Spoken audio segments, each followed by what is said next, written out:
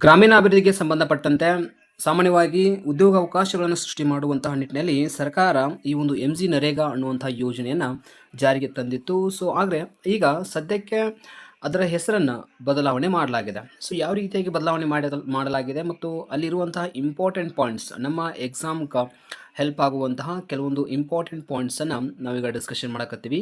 So ಅದನ್ನು ಇಲ್ಲಿ ನೋಡ್ಬೋದು. ಸೊ ಫಸ್ಟಿಗೆ ನರೇಗಾ ಅಂತೇಳಿ ಅದರ ಒಂದು ಫುಲ್ ಫಾರ್ಮ್ ನಮ್ಗೆ ಗೊತ್ತಿದೆ. ಸೊ ಈಗ ನಾವು ಹೈಲೈಟ್ ಆಗಿ ನೋಡ್ತಾ ಇರೋದು ಏನು ಅಂತಂದ್ರೆ ಅದರ ಒಂದು ಹೆಸರನ್ನು ಈ ರೀತಿಯಾಗಿ ಚೇಂಜ್ ಮಾಡಿದ್ದಾರೆ. ಸೊ ಯಾವ ರೀತಿ ಅಂತಂದ್ರೆ ಅದು ಇಂಪ್ಲಿಮೆಂಟ್ ಕೂಡ ಆಗುತ್ತೆ. ಸೊ ಹಾಗಾಗಿ VBG ರಾಮ್ಜಿ ಅಂಥೇಳಿ ಅದು ನಾವು ಕರೆಯುವಾಗ ಆ ರೀತಿಯಾಗಿ ಕರಿತೀವಿ. ಬಟ್ ಅದರದೊಂದು ಲಾಂಗ್ ಫಾರ್ಮ್ ಹೇಗಿದೆ ಅನ್ನೋದನ್ನು ಈ ಸೈಡನ್ನು ಕೊಟ್ಟಿದ್ದೀನಿ, ನೋಡ್ಬೋದು. ಸೊ VBG ಅಂತಂದ್ರೆ ವಿಕಸಿತ್ ಭಾರತ್ ಅಂತೇಳಿ, ವಿಕಸಿತ್ ಭಾರತ್ ಗ್ಯಾರಂಟಿ ಹಿಂಗೂ ಕೂಡ ಕ್ವಶನ್ ಕೇಳ್ಬೋದು. VBG ಇದರ ಒಂದು ಲಾಂಗ್ ಫಾರ್ಮ್ ಏನಾಗುತ್ತೆ ಅಂತ ಕ್ವಶನ್ ಕೂಡ ಕೇಳ್ಬೋದು. ಏನು ಕಾಂಪಿಟೇಟಿವ್ ಎಕ್ಸಾಮ್ಗಳಾಗ ಸ್ಪೆಷಲ್ ಆಗಿ ಇಂಡಿಯನ್ ಎಕನಾಮಿಕ್ಸ್ ಸಂಬಂಧಪಟ್ಟಂಗೆ ಕೂಡ ಇಂಥ ಕ್ವಶನ್ಸನ್ನು ಕೇಳ್ತಿರ್ತಾರೆ ಆಲ್ಮೋಸ್ಟ್.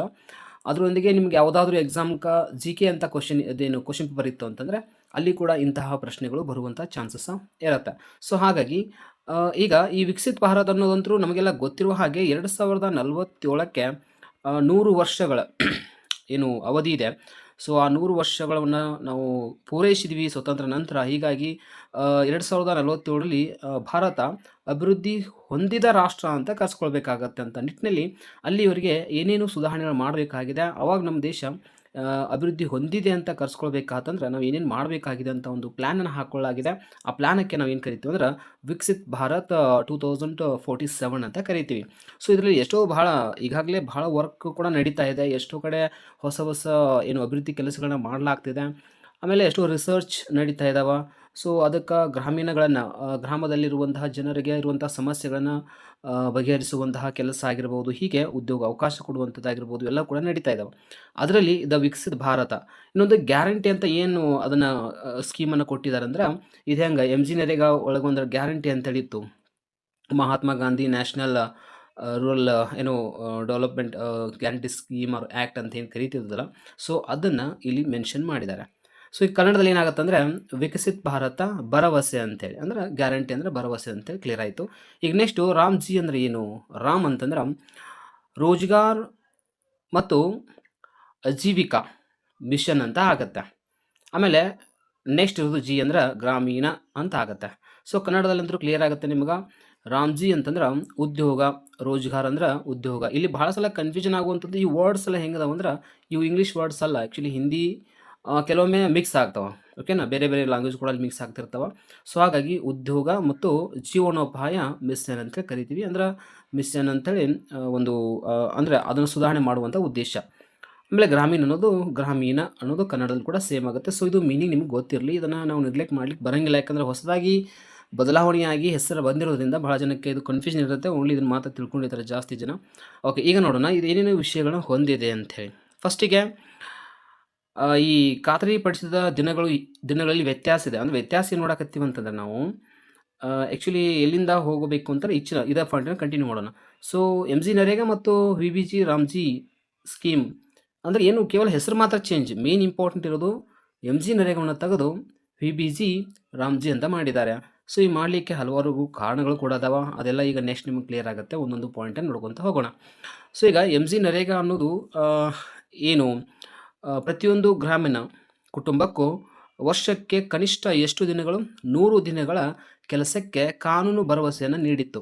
ಹೌದು, ಅಂದರೆ 100 ವರ್ಷಗಳವರೆಗೆ 100 ದಿನಗಳವರೆಗೆ ಒಂದು ವರ್ಷದಲ್ಲಿ ಕೆಲಸಗಳನ್ನು ನೀಡುವಂಥ ಒಂದು ಉದ್ದೇಶ ಮತ್ತು ಅದು ನಡೀತಾ ಇತ್ತು. ಅದು ಓಕೆ. ಈಗೇನಾಗಿದೆ ಅಂದ್ರೆ ಚೇಂಜಸ್ ನೋಡಿ, ಕ್ವಶನ್ ಕೇಳ್ತಿರ್ತಾರೆ ಅಲ್ಲಿ.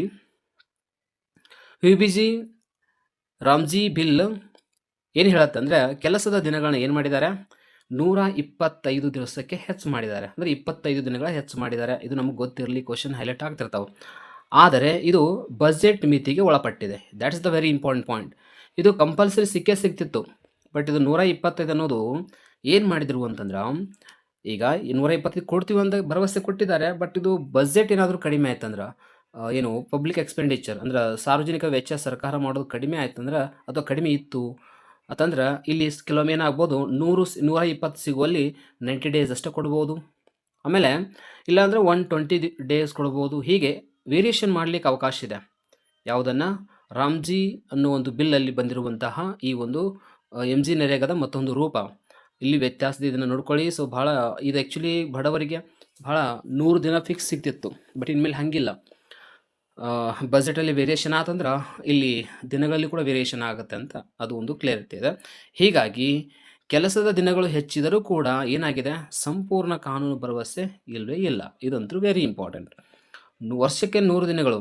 ಈಗ ಬಜೆಟ್ ಹೆಚ್ಚಿರಲಿ ಕಡಿಮೆ ಇರಲಿ, ಕಡಿಮೆ ಇದ್ದಾಗ ಅದನ್ನು ಮ್ಯಾನೇಜ್ ಮಾಡೋ ಮೂಲಕ ಏನು ಮಾಡಲಾಗಿತ್ತು 100 ದಿನಗಳವರೆಗೆ ಏನು ಉದ್ಯೋಗ ಅವಕಾಶ ಕೊಡಲೇಬೇಕಾಗಿತ್ತು. ಆದರೆ ಈಗ ಹಾಗಿಲ್ಲ, ಅಷ್ಟು ಕೊಡ್ಬೋದು ಅಥವಾ ಅದಕ್ಕಿಂತ ಕಡಿಮೆ ಕೊಡ್ಬೋದು. ಓಕೆನಾ? ಇದಕ್ಕೆ ಅವಕಾಶವನ್ನು ಈ ಬಿಲ್ ಹೇಳುತ್ತೆ. ಹಾಗಾದರೆ ಇಲ್ಲಿ ಕೂಡ ಏನಾಯಿತು ಅಂದ್ರೆ ಬಜೆಟ್ ಆಧಾರದ ಮೇಲೆ ಕೆಲಸ ಕೊಡುವಂಥದ್ದಕ್ಕೆ ಇದನ್ನು ಕನ್ವರ್ಟ್ ಮಾಡಿದ್ರು ಅನ್ನೋದು ಈ ಪಾಯಿಂಟ್ ಹೇಳ್ಕೊಡುತ್ತೆ. ಈ ನೆಕ್ಸ್ಟ್ ಪಾಯಿಂಟ್ ಬರೋಣ, ವೆರಿ ಇಂಪಾರ್ಟೆಂಟಾ. ವೇತನ ಹಣಕಾಸಿನ ಒಂದು ಮೂಲ ಎಲ್ಲಿಂದ ಬರುತ್ತೆ? ಓಕೆ, ಎಮ್ ಜಿ ನರೇಗ ಏನಾಗಿತ್ತು, ಅಪ್ರಶಿಕ್ಷಿತ ಕಾರ್ಮಿಕರ ವೇತನವನ್ನು ಕೇಂದ್ರ ಸರ್ಕಾರವೇ 100% ಪಾವತಿಸುತ್ತಿತ್ತು.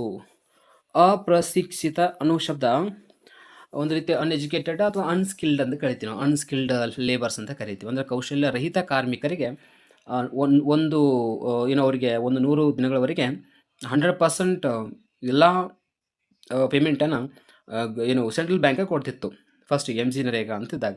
ಈಗ ಅದನ್ನು ಚೇಂಜ್ ಮಾಡಿದಾಗ, ಅದನ್ನ ಹೆಸರನ್ನು ಚೇಂಜ್ ಮಾಡಿದಾಗ ಆಗಿರುವಂಥ ಬದಲಾವಣೆ ಏನು ಅಂತಂದ್ರೆ, ಎಸ್, ರಾಮ್ಜಿ ಬಿಲ್ ಹೇಳುತ್ತೆ ವೇತನವನ್ನು ಕೇಂದ್ರ ರಾಜ್ಯ ಹಿಂಗೆ ಡಿವೈಡ್ ಮಾಡ್ಕೊಂಡು ಅನುಪಾತ ನೋಡಿ ಹೇಗಿದೆ, 60 to 60 and 40 ಅಂತೇಳಿ. ಅಂದ್ರೆ ಕೇಂದ್ರ ಸರ್ಕಾರ 60% ಅನುದಾನವನ್ನು ಕೊಡುತ್ತೆ. ಆಮೇಲೆ 40% ಏನು ಮಾಡಬೇಕೀಗ, ರಾಜ್ಯ ಸರ್ಕಾರ ಹಾಕಬೇಕೀಗ. ಹಾಗಾದರೆ ರಾಜ್ಯ ಸರ್ಕಾರಗಳ ಮೇಲೆ ಹೊರೆ ಬೀಳುತ್ತೆ ಅಂತ ಅನ್ನೋದು ಕೂಡ ಪಕ್ಕ ಈ ಪಾಯಿಂಟಿಂದ ಕ್ಲಿಯರ್ ಆಗುತ್ತೆ. ಸೊ ಹಾಗಿದ್ಮೇಲೆ ರಾಜ್ಯ ಸರ್ಕಾರದ ಮೇಲೆ ಹಣಕಾಸಿನ ಹೊರೆ ಹೆಚ್ಚಾಗುತ್ತದೆ. ಎಸ್, ಇದು ನೋಡಿ ಒಂದು ಪಾಯಿಂಟ್.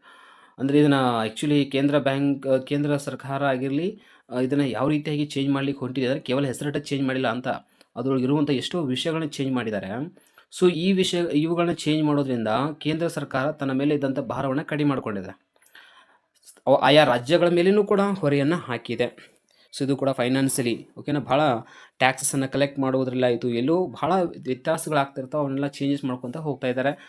ಅದು ಎಷ್ಟು ಮಟ್ಟಿಗೆ ಸತ್ಯ ಅನ್ನೋದು ಕೂಡ ಈ ಲಾಸ್ಟ್ ಪಾಯಿಂಟ್ ಏನು ಕೊಟ್ಟಿದ್ದೀನಿ, ಇವು ನಿಮಗೆ ಕ್ಲಿಯರ್ ಆಗಿ ಅದ್ರ ಬಗ್ಗೆ ಹೇಳ್ಕೊಡ್ತಾವೆ. ಸೊ ಅದು ಏನಾಗುತ್ತೆ, ಪರಿಣಾಮ ಏನಾಗುತ್ತೆ ಅನ್ನೋದನ್ನು ಪಾಯಿಂಟ್ ಹೇಳ್ಕೊಡ್ಲಾಗುತ್ತೆ. ಸೊ ಈಗ ನೆಕ್ಸ್ಟ್ ಪಾಯಿಂಟ್ ಹೋದರೆ, ಹಕ್ಕಿನ ಸ್ವರೂಪ ಹೇಗಿದೆ? ಎಸ್, ಎಮ್ ಜಿ ನರೇಗಾ ಇದು ಕಾನೂನುಬದ್ಧ ಹಕ್ಕು. ಕೆಲಸ ನೀಡದಿದ್ದರೆ ನಾಗರಿಕರು ನ್ಯಾಯಾಲಯಕ್ಕೆ ಹೋಗಬಹುದು. Yes, there is a chance to ask their rights on their particular objective. ಓಕೆನಾ? ಅವರ ಉದ್ದೇಶಗಳಿಗೆ ಅನುಗುಣವಾಗಿ ಏನು ಮಾಡ್ಬೋದು ಅಂತಂದ್ರೆ ಕ್ವಶನ್ಸ್ಗಳನ್ನ ಕೇಳಬಹುದು ಅಥವಾ ತಮ್ಮ ಹಕ್ಕುಗಳನ್ನು ಅವರು ಕೇಳಬಹುದು ಮತ್ತು ನ್ಯಾಯಾಲಯಕ್ಕೂ ಕೂಡ ಹೋಗಬಹುದು ಅನ್ನೋದಕ್ಕೆ ಈ ಎಮ್ ಜಿ ನರೇಗಾದಲ್ಲಿ ಗ್ಯಾರಂಟಿ ಇತ್ತು. ಆದರೆ ಇಲ್ಲಿ ಹಂಗಿಲ್ಲ. ವಿಬಿಜಿ ರಾಮ್ಜಿ ಬಿಲ್ಲಲ್ಲಿ ಏನಿದೆ, ಇದು ಯೋಜನೆ ಆಧಾರಿತ ಹಕ್ಕಾಗಿದೆ. ಹಾಗಂದರೆ ಬಜೆಟ್ ಮಿತಿಗೆ ಒಳಪಟ್ಟಿರುತ್ತದೆ. ಅದೇ ಹೇಳಿದ್ನಲ್ಲ ಆಗಲೇ ಸ್ಟಾರ್ಟಿಂಗ್ ಹೇಳಿದೆ, ಬಜೆಟ್ ಕಡಿಮೆ ಇತ್ತು ಅಂತಂದರೆ, ಸರ್ಕಾರಕ್ಕೆ ಬಂದಂಥ ಆದಾಯ ಕಡಿಮೆ ಇದ್ದು ಮತ್ತು ಅದು ಮಾಡುವಂಥ ವೆಚ್ಚನೂ ಕಡಿಮೆ ಆಗಿತ್ತು ಅಂತಂದ್ರೆ ಏನು ಮಾಡ್ಬೋದು, 100 ದಿನಗಳವರೆಗೆ ಏನು ಈ 125 ದಿನಗಳವರೆಗೆ ಕೆಲಸವನ್ನು ಕೊಡ್ಬೋದು, ಕೊಡದೇ ಇರ್ಬೋದು. ಕೆಲವೊಂದು ಸಮಸ್ಯೆಗಳಿಂದ ಆ ವರ್ಷ ಕೆಲಸಗಳನ್ನೇ ಕೊಡದೇ ಇರ್ಬೋದು. ಸೊ ಹಾಗೂ ಕೂಡ ಅವಕಾಶವನ್ನು ಇಲ್ಲಿ ಮಾಡ್ಕೊಂಡಿದ್ದಾರೆ. ಹಾಗಾಗಿ ಒಂದು ರೀತಿಯಲ್ಲಿ ಇದು ಖಾಸಗೀಕರಣಕ್ಕೆ ಒಂದು ಅವಕಾಶವನ್ನು ಅಥವಾ ಒಂದು ತಳಪಾಯವನ್ನು ಹಾಕಲಿಕ್ಕೆ ಒಂದು ಮಾಡಿರುವಂಥ ಪ್ಲ್ಯಾನ್ ಕೂಡ ಅನಿಸ್ಬೋದು.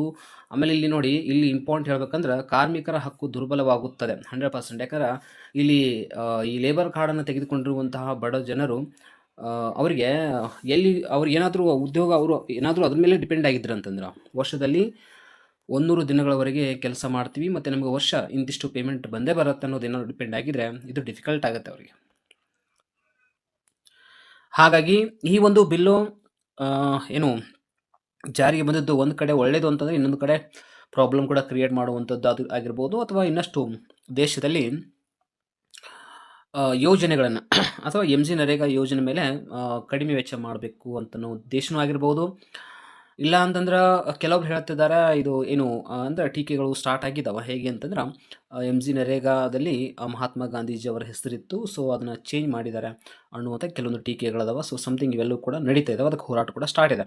ಬಟ್ ಒಟ್ಟಿನಲ್ಲಿ ವಿಷಯ ಏನಿದೆ ಅನ್ನೋದು ನಮಗೆ ಎಕ್ಸಾಮ್ ಪರ್ಪಸ್ ಇಂಥವೆಲ್ಲ ಗೊತ್ತಿರಬೇಕು. 2025ರಲ್ಲಿ ಇದು ಚೇಂಜ್ ಆಗಿದೆ ಅನ್ನೋದು ಕೂಡ ನಮಗೆ ಗೊತ್ತಿರಲಿ. ಯಾಕಂದ್ರೆ ಹಾಗೂ ಕೂಡ ಕ್ವಶನ್ ಕೇಳ್ತಿರ್ತಾರೆ.